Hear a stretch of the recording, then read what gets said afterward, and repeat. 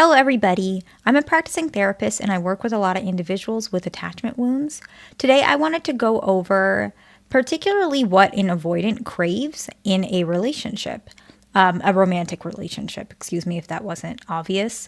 The reason why I chose the word craves specifically for this topic is a lot of individuals who are avoidantly attached, both fearful and dismissive avoidant, I see it with both of them, they actually don't feel that they deserve, or they don't feel like they're actually going to ever get this. So it's more of a craving because it is a desire. It's just a very deep desire because they suppress even believing that this exists. And so they get very deeply attached to an individual who can show that this is possible in relationships. They're actually ashamed of wanting some of these things because they don't feel like they deserve it to some extent. They don't believe it's real. They understand. A lot of avoidants actually do understand that what they want in relationships is not necessarily as, unfortunately, not as acceptable because of their need for space and their need for time and their need for freedom, which some people can think that can threaten a relationship, which too much of it can. And so they end up craving a lot of these aspects because they feel like they're never going to get it. So it's almost like a desire, sometimes a fantasy, but it is very real. And I find it not to be completely, I don't think it's horrible. I don't think it's not reasonable, but some people do. So I understand if some of these things make people upset, and I respect that. I know one of these, somebody's going to crash out in the comments and be upset about it. And I understand. I completely understand. But I still want to be honest with you. I don't think it's fair if I sugarcoat things. So let me go ahead and jump right in. And the first one is not too bad. It's respect. And this one is really important to a lot of avoidance. I think this one is one of the most important. And what do I mean by respect, and how is that perceived for an avoidant? Respect means that you can understand who they are and respect their perspective of things. An avoidant typically has a very rigid sense of what they're looking for and what they want. And they are usually, if they're healthy and wanting to start committing towards their relationship, if they're healthy enough or if they're trying to be healthy, they're usually willing to be flexible. But typically, they're not, even when they're healed, they're not going to be entirely as fully flexible as perhaps an individual who's secure. And so they want to be respected when they say, this is the boundary that they set. So kind of an example of that would be if an avoidant is stating that they don't like birthday parties. Like they don't do birthday parties. Not just for you, but for themselves. They don't like big birthday parties. That might be a boundary that they set right now. And while it can change, a person that respects the boundary they set, that is something an avoidant deeply craves because they don't feel like it's ever going to happen. That's actually why a lot of avoidants say a lot of things like, I never want to get married, or I'm not ready for a relationship, or I'm not what you want. I hear that a lot, right? I can't give you what you want. Yeah, that's the one. That one's really common. They're not saying that because they're not trying to say, I don't want you. A lot of anxious individuals think that means that the avoidant is saying, I don't like you, I don't want you. That's not typically what they're saying. What they're saying is typically, I'm giving you a disclaimer because I already know you're not going to respect the boundary I put. That's what they perceive.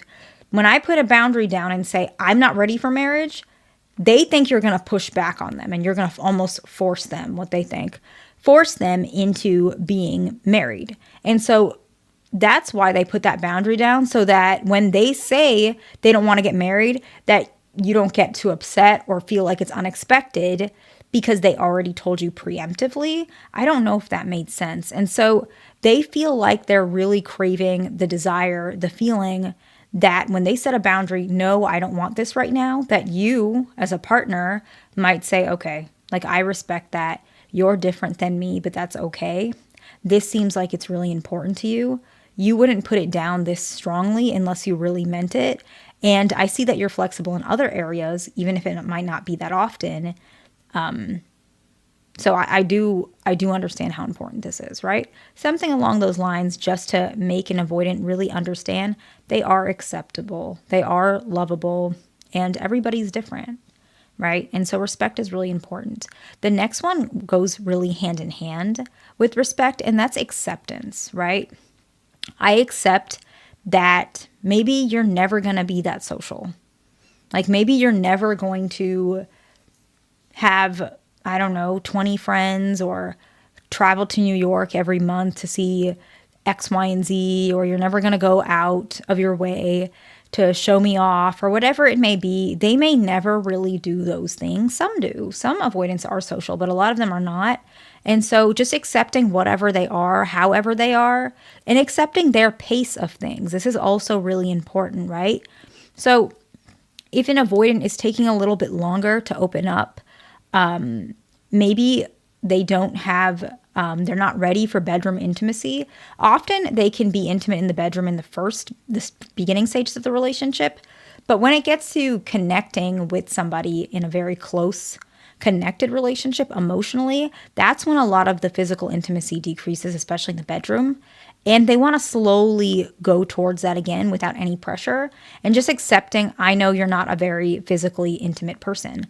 Because especially men, they feel very ashamed that they feel like this because they feel like they're broken. Why all these men want this? How come I don't? I've actually had many patients that mention that. Why am I broken like this? And if you as a partner can accept them, they really crave being accepted because actually the truth is they don't really accept themselves, whether you believe that or not. A lot of them don't. And so that's very important that they're accepted. They feel they very much crave that. They get very attached to individuals who accept them. It's really important. The next one is kindness. And I want to give some examples that I've heard. And these are just examples, but they are pretty common. So you guys may have even heard it as well. They really, really need a lot of kindness, maybe a little bit of like a delicate touch. Basically, when a lot of avoidants open up, they don't want to be judged. They're afraid of you judging them for their raw selves, right? Their unfiltered self. And sometimes it's because it's not as polished. And so often they will say things like, okay, you want me to open up. I will open up, but please be kind. Right? And unfortunately, this is something they don't get a lot of. I'm just being honest. This is something they really crave. You can see it all over the internet. You can see it a lot of people are not kind to avoidance. They're not kind. I almost take it as though because people take what they're doing so personal, avoidants feel more and more shut off, and they really, really crave kindness because this is unfortunate. I feel bad saying this, but it's true. It's actually much more rare for someone to be kind to an avoidant. And they know that, which is why they don't like to tell you how they feel, because there's a chance that you will say something harsh to them. You will say something mean to them. A lot of people feel like they're entitled to say mean and harsh things to avoidants because they feel hurt by an avoidant. A lot of individuals who are avoidant are not doing it on purpose. It does being kind to them and listening to them and treating them like how you want to be treated is something that they value deeply and they crave it very, very much so. Very much so. The next one is security. A lot of avoidant individuals want to feel like it's a secure relationship, that you're not going to leave if they mess up. If you're not going to say, you know what, X, Y, and Z's boyfriend does this, you don't do that, I guess I'm going to go on, I don't know, a dating app and start meeting people considering you can't give me what I want, right? That right there said one step out of line from what I want, or not one step out of line, but you know what I mean. Hopefully, you're not doing what I expect at this certain time, and I feel like I deserve better, so I'm going to say these things that threaten our relationship, and you're going to have to deal with it.